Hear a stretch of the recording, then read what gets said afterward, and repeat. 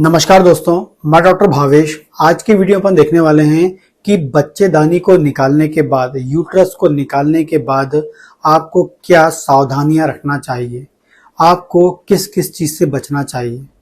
आपको बता दें कि जब आपका यूट्रस निकलता है, अब यूट्रस को निकालने के बहुत सारे कारण हो सकते हैं, ठीक है। और जिस कारण से भी आपका यूट्रस निकल रहा है, तो यूट्रस निकालने की जो प्रोसीजर होती है वो एक होती है, एक दूरबीन वाली जो टेक्निक होती है, लैप्रोस्कोपी हम वो बोलते हैं, वजाइना के द्वारा होती है, या आपका एब्डोमेन को कट करके होती है। लेकिन उनकी जो हीलिंग, मतलब वो जल्दी ठीक, मतलब जिसकी सर्जरी हुई है, जिसका बच्चेदानी निकला है, उनकी जो हीलिंग है या उनको जल्दी, जो उनके टाके हैं या जो सर्जरी के बाद जल्दी रिकवर जो है, उनकी किस टेक्निक से उनकी मतलब यूट्रस को निकाला गया, बच्चेदानी को निकाला गया, उस पर डिपेंड करता है।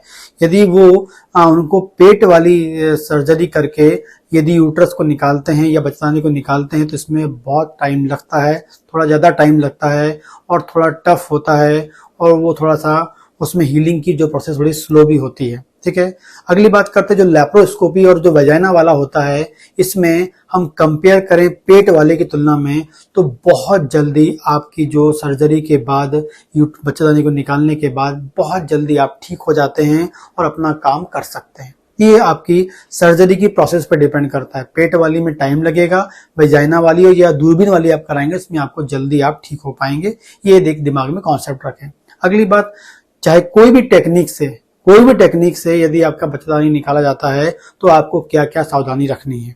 पहले जैसी आपकी सर्जरी होती है, जैसी बच्चेदानी निकलता है, उस दिन से लेके 3 महीने तक, 3 से 4 महीने तक, या कई बार 6 महीने तक आप बात कर लें, तो एग्जैक्टली 3 महीने तक आपको क्या करना है, क्या आपको एग्जैक्टली क्या उस टाइम आपको प्रिकॉशंस लेने हैं, कौन सी सावधानियां रखनी है। पहले आपको बता दूं, आपको उस टाइम में प्रॉपर रेस्ट करना है। पहले तो क्या करना है, आपको प्रॉपर रेस्ट करना है, क्योंकि जो हीलिंग है वो जल्दी जल्दी होगी।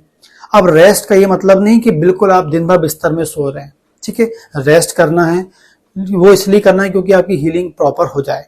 दूसरा, आपको रेस्ट करने के साथ थोड़ी सी वॉक करनी है, एक्सरसाइज नहीं करनी है, धीरे धीरे वॉक करनी है।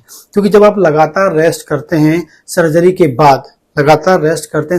बाद, तो आप जो क्या होता है, आपकी जो पैरों की जो नसें होती हैं, जो वेन्स होती हैं, वहां पर क्लॉट होने की संभावना होती है, जिसे हम बोलते हैं डीप वेन थ्रोम्बोसिस।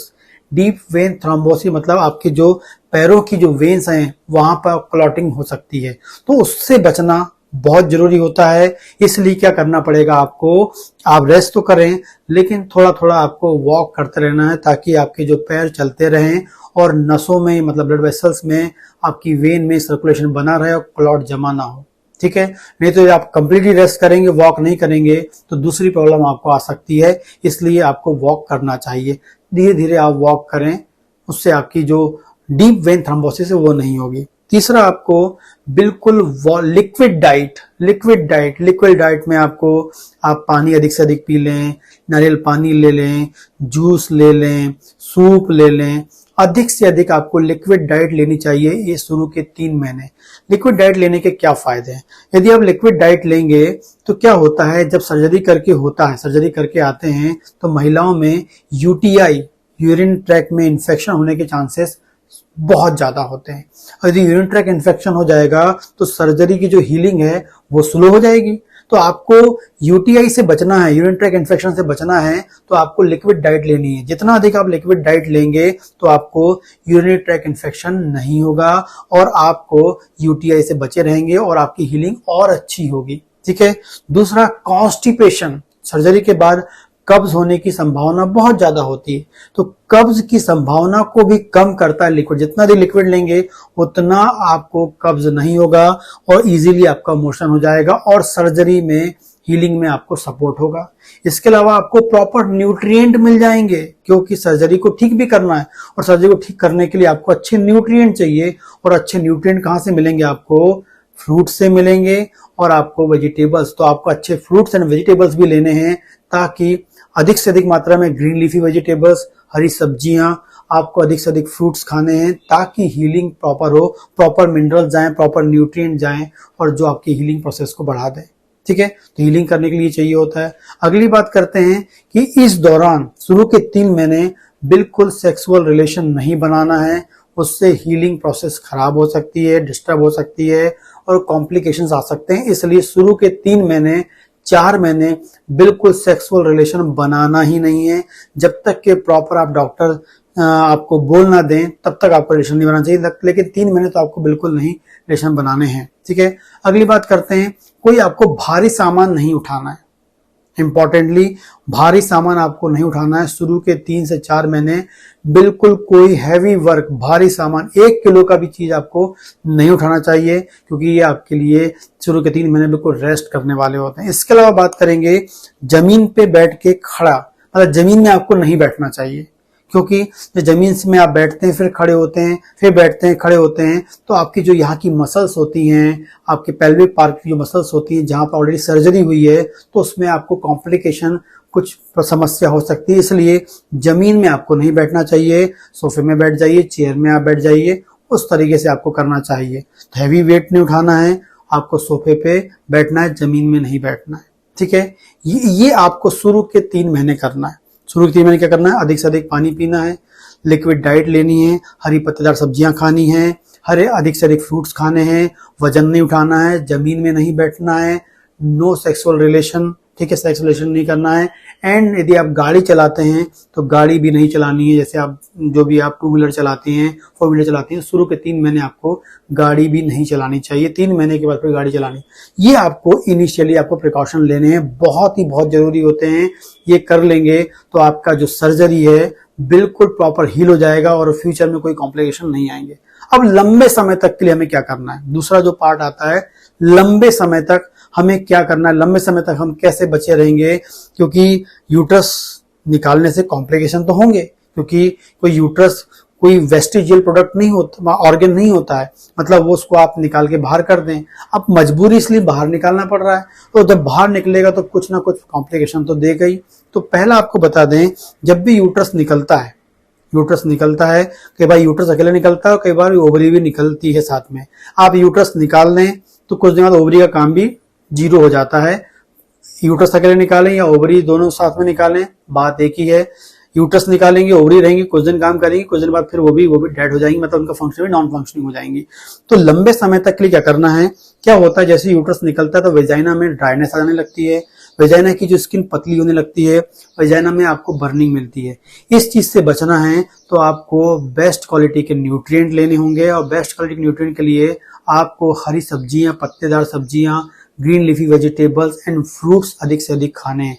जितने अधिक आप फ्रूट्स खाएंगे, खासकर विटामिन सी आपको लेना है, क्योंकि वो वेजाइना की जो म्यूकोसा है वहां पर कोलेजन को बनाएगी, क्योंकि वो थिन हो रही है, इसका मतलब वहां का कोलेजन जा रहा है, क्योंकि उस कोलेजन को बनाने के लिए वहां पर पहले क्या था, एस्ट्रोजन। जब यूट्रस था तो वहां एस्ट्रोजन नाम का हार्मोन था, और एस्ट्रोजन का नाम का हार्मोन था वो क्या करता है, वो कोलेजन को बना के रखता है।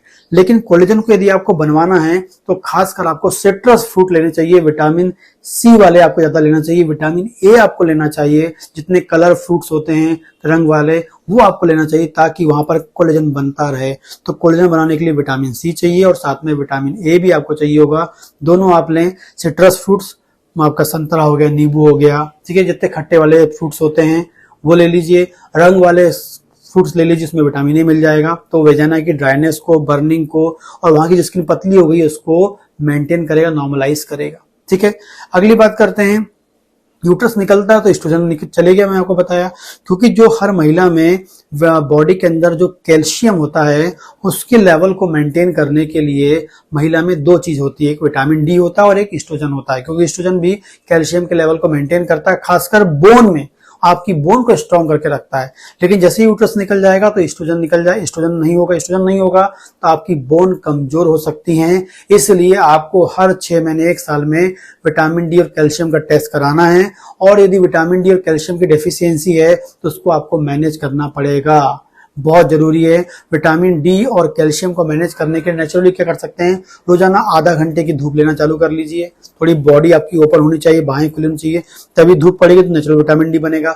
जैसे विटामिन डी बनेगा तो वो कैल्शियम को बॉडी के अंदर मैनेज करेगा। साथ में आप कैल्शियम डाइट ले लीजिए, जैसे आप मिल्क एंड मिल्क प्रोडक्ट ले लीजिए, मतलब अधिक से अधिक आप क्या ले लीजिए, ग्रीन लीफी वेजिटेबल्स ले लीजिए। यदि नॉन वेज लेना चाहते हैं तो अंडा ले सकते हैं, उसमें बहुत अच्छा खासा आपको विटामिन डी भी मिल जाएगा और कैल्शियम भी मिल जाएगा, दोनों आपको मिल जाएंगे, प्लांट से भी और एनिमल से भी, और आप धूप से भी आप ले लेंगे। तो ये आपको मैनेज करना है। हर 6 महीने 1 साल में विटामिन डी और कैल्शियम का टेस्ट कराते रहें, ताकि आपकी बॉडी में इनकी कमी ना हो जाए। इनकी कमी हो जाएगी तो फिर आपकी हड्डी कमजोर हो सकती है, ऑस्टियोपोरोसिस जैसी बीमारी आपको मिल सकती है। इसलिए दोनों को मैनेज करना बहुत जरूरी है। आगे बात करते हैं, आपको क्या होता है इसके बाद जो बात करेंगे कि जो एस्ट्रोजन होता है वो कम हो गया है। अभी जो एस्ट्रोजन है कम होने के कारण क्या होता है, एक और प्रॉब्लम हो सकती है। जो एस्ट्रोजन होता है बॉडी के अंदर कोलेस्ट्रॉल को मैनेज करता है, कोलेस्ट्रॉल के मेटाबॉलिज्म को मैनेज करता है। खासकर फीमेल की बात करेंगे तो जब एस्ट्रोजन नहीं होगा तो कोलेस्ट्रॉल जो है वो बढ़ने लगेगा। खासकर वो हार्ट को बचा के रखता है। महिलाओं में जो है एस्ट्रोजन नाम का जो हार्मोन होता है वो हार्ट को की प्रोटेक्शन करता है, हार्ट में कोलेस्ट्रॉल जमने से रोकता है। लेकिन जैसे ही आपका यूट्रस निकलेगा, बॉडी के अंदर कोलेस्ट्रॉल एस्ट्रोजन निकलेगा, मतलब एस्ट्रोजन की कमी हो जाएगी, कोलेस्ट्रॉल का लेवल बढ़ेगा और वो हार्ट में चिपकने लगेगा।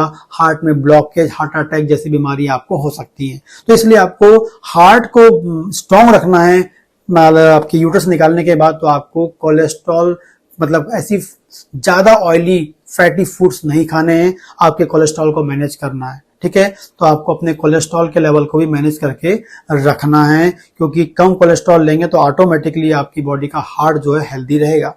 आगे बात करते हैं, कॉन्स्टिपेशन होने की संभावना भी बढ़ जाती है, इसलिए लिक्विड या ग्रीन लीफी वेजिटेबल्स लेंगे तो आपके कॉन्स्टिपेशन नहीं होगा। क्योंकि कॉन्स्टिपेशन यदि बार बार होगा तो जहां पर आपकी जो यूट्रस निकला है उस एरिया में जो थोड़ा सा आपको कॉम्प्लिकेशंस हो सकता है। जब आपको लैट्रिन करने में ताकत लगेगी तो उससे वहां पर प्रेशर प्रोड्यूस हो सकता है। आपके जो पेल्विक ऑर्गन्स होते हैं और जो दूसरे पार्ट होते हैं, वहां की जो वॉल होती है, वहां पर आपको कॉम्प्लिकेशन मिल सकता है। तो आपको लंबे समय तक फ्यूचर में आपको अपने आप को हेल्दी रखना है लाइफ लॉन्ग, तो आपको वेजाइना की ड्राइनेस, बर्निंग और पतलेपन को कम करने के लिए आपको कोलेजन बनाने वाले विटामिन सी और विटामिन ई लेना चाहिए। कैल्शियम और थायराइड को मैनेज करना चाहिए, क्योंकि आपको ऑस्टियोपोरोसिस हो सकती है, हार्ट डिजीज हो सकती है, इसलिए कोलेस्ट्रॉल लेवल को मैनेज करना चाहिए और कॉन्स्टिपेशन को आपको मैनेज करना चाहिए, कॉन्स्टिपेशन से बचना चाहिए। ये 4 से 5 कॉम्प्लिकेशन हर महिला को होने ही होने हैं, हर महिला को होने यूट्रस निकलने के बाद, और जिसके नॉर्मल मीनोपॉज होता है 45 साल का, उनमें भी ये होते ही होते हैं। इसलिए आपको ये मैनेज करना चाहिए। जल्दी आपको हो गया तो ये कॉम्प्लिकेशन जल्दी आपको हो सकते हैं। इसको मैनेज करेंगे, आपकी लाइफ बिल्कुल सिक्योर हो जाएगी, कोई दिक्कत नहीं होगी। सिर्फ छोटी सी चीजें आपको याद रखनी है और अपने यूट्रस को निकालने के बाद अपनी लाइफ को हेल्दी बना के रखनी है। यदि आपको मेरा वीडियो पसंद आता है तो लाइक करें, कमेंट करें और इस प्रकार के वीडियोस के लिए चैनल को सब्सक्राइब करें। नमस्कार दोस्तों।